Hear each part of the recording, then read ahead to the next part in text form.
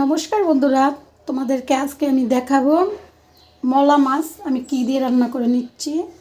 তো দেখতে পাচ্ছ আমি মাছগুলো এখানে ধুয়ে নিয়েছি, আর এখানে আমি আলু কুচি কুচি করে কেটে নিয়েছি, আর এখানে আমি কিছু পেঁয়াজ কুচি করে নিয়েছি, আর কিছু পেঁয়াজ দেখতে পাচ্ছ 4 খণ্ড করে নিয়েছি, আর কাঁচামরিচ নিয়েছি। তো আমি মাছগুলো রান্না করে তোমাদেরকে দেখাবো।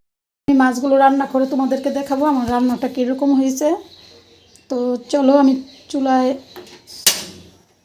রান্নাটা বসিয়ে দিচ্ছি। তো আমি কড়াইতে তেল দিয়ে পেঁয়াজগুলো ভেজে নিলাম ভালো করে। তো এখন আমি কেটে রাখা আলুগুলো দিয়ে দিলাম। তো আমি এর মধ্যে লবণ আর হলুদ দিয়ে দেব।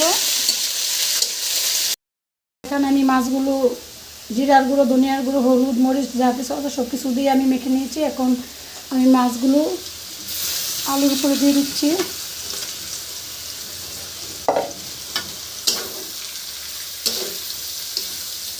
তারপর আমি একটু কষিয়ে নিয়ে জল দিয়ে দেব। তারপর আমি কেটে রাখা পেঁয়াজ আর কাঁচামরিচগুলো দিয়ে দিলাম, আর পরিমাণ মতো জল দিয়ে দিলাম। তরকারিটা হওয়া পর্যন্ত আমি অপেক্ষা করব। ঝোলটা আরও কমে যাবে, একদম মাখা মাখা হবে।